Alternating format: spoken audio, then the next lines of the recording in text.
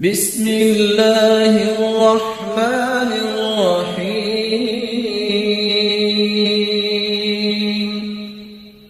کیونکہ رسول اکرم صلی اللہ علیہ وآلہ وسلم نے فرمایا تھا اثقل الصلوات علی المنافقین صلاۃ الفجر و صلاۃ العشاء، فجر کی نماز اور عشاء کی نماز منافقوں پہ بھاری ہوتی ہے۔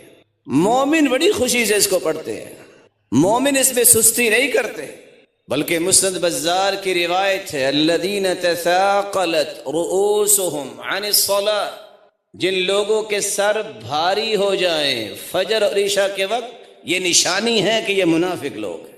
اسی لیے آپ صلی اللہ علیہ وسلم نے منع کر دیا، نہا رسول اللہ صلی اللہ علیہ وسلم عن النوم قبل العشاء، اللہ کے رسول صلی اللہ علیہ وسلم نے عشاء سے پہلے سونے سے منع کر دیا۔ وعن الحدیث بعد العشاء، اور عشاء کے بعد باتیں کرنے سے منع کر دیا۔ ہاں اگر علمی بات ہے تو آپ کر سکتے، ہاں اگر اللہ ذوالجلال کے سامنے کھڑے ہو کے قیام کرنا ہے تو کر سکتے، آپ امت کی رہنمائی کے لیے مشورہ کرنا چاہتے ہیں تو کر سکتے۔ اللہ کے رسول اور سیدنا ابوبکر صدیق رضی اللہ تعالیٰ عنہ فجر تک مشورہ کرتے رہتے۔ حدیث اور قرآن کا مراجعہ کرنا ہے تو کر سکتے۔ ساری رات امام احمد بن حنبل ایک دوسرے کو حدیثیں سناتے رہے۔ کوئی مہمان آ گیا، اس کی مہمان نوازی کرنی ہے تو کر سکتے۔ من طیب خاطر المرأة، اپنے گھر والوں سے بات کر سکتے ہیں۔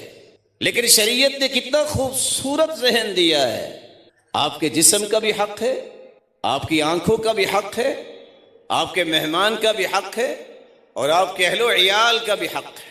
فَأَعْطِ كُلَّ ذِي حَقٍّ حَقًّا، ہر ایک کو اس کا حق دیا کرو۔ جو وقت پہ نہیں سوتا وہ کبھی بھی فجر کی نماز نہیں پڑھتا، پڑھے گا بھی تو اس حالت میں اسے سمجھ نہیں آتی میں کیا پڑھ رہا ہوں۔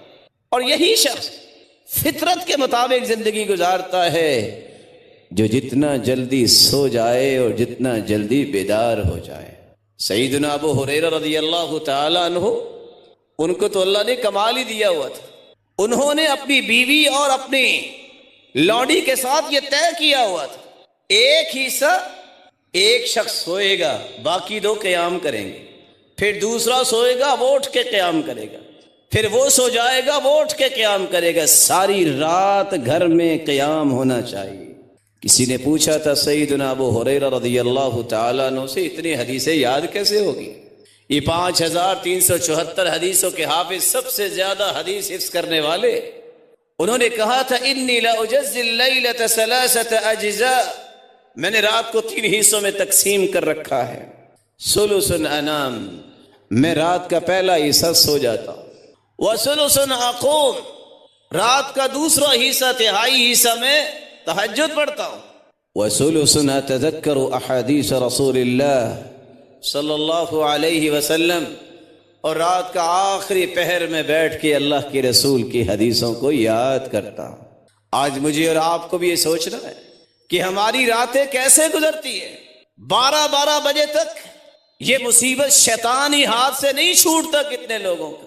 کوئی فیس بک پہ بیٹھا ہے، کوئی واٹس ایپ پہ چیٹنگ کر رہا ہے، اور کسی کو شیطان نے ورغلا رکھا ہے، گپے لگا رہا ہے۔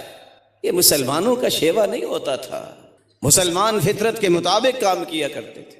تو فجر کی قسم اللہ ذوالجلال نے اس لیے اٹھائی کیونکہ رسول اللہ صلی اللہ علیہ وسلم نے فرمایا یہ مومنوں پر بھاری نہیں ہوتی، یہ منافقوں پر بھاری ہوتی ہے۔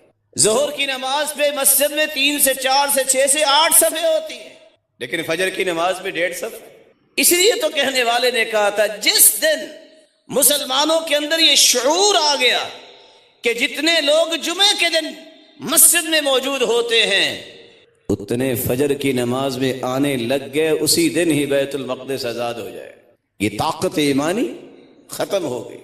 اور ویسے بھی صبح کی نماز اور عشاء کی نماز اس وقت اندھیرے میں ہوتی تھی۔ تو منافقوں کی چال بازیاں یہ ہے، وہ صرف دکھلاوے کے لیے کام کرتے ہیں۔ ظہر عصر مغرب کو تو سب دیکھ رہے ہوتے ہیں، عشاء اور فجر کو کس نے دیکھنا ہے؟ اللہ ذوالجلال پابندی سے نماز پڑھنے کی توفیق عطا فرمائے۔ رسول اکرم صلی اللہ علیہ وسلم نے فرمایا فجر کی قسم اٹھانے کا ایک سبب یہ بھی ہے حدیث کے الفاظ ہے جو فجر کی نماز پڑھتا ہے سوتا ہے جب انسان تو شیطان اس کی گدی پہ 3 گرے لگا دیتا ہے. جب انسان اٹھتا ہے کہتا ہے الحمدللہ الذي احیانا بعدما اماتنا والیہ النشور، الحمدللہ الذي رد علی روحی وعافانی فی جسدی واذن لی بذکری. ایک گرہ کھل جاتی ہے. اٹھ کے وضو کرتا ہے انحلت عقدۃ اخرى، دوسری گرہ بھی کھل جاتی ہے. کھڑا ہو کے نماز پڑھتا ہے تیسری گرہ بھی کھل جاتی ہے. نتیجہ کیا نکلتا ہے؟ شیطانی تسلط ختم. اصبح طیب النفس نشیط.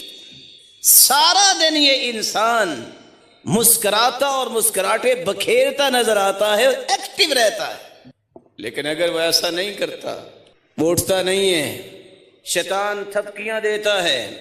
صحیح بخاری کی روایت ہے، شیطان تھپ تھپا کر کہتا ہے علیک لیل طویل، سو جاؤ رات بڑی لمبی ہے. نہ وہ فجر پہ اٹھتا ہے، نہ وضو کرتا ہے، نہ نماز پڑھتا ہے. یہ صحیح بخاری کی روایت ہے، غور کرنے والی. بل الشیطان فی اذنی، شیطان اس کے کانوں میں یورین پاس کرتا ہے، پیشاب کر دیتا ہے. نشانی کیا ہوتی ہے پھر؟ نتیجہ کیا نکلتا ہے؟ اصبح خبیث النفس کسلان. سارا دن اس کے منہ پہ 12 بجے رہتے، سستی چھائی رہتی ہے. یہ آزمائش اور نحوست ہے کہ اس نے وقت پہ نماز نہیں پڑھی.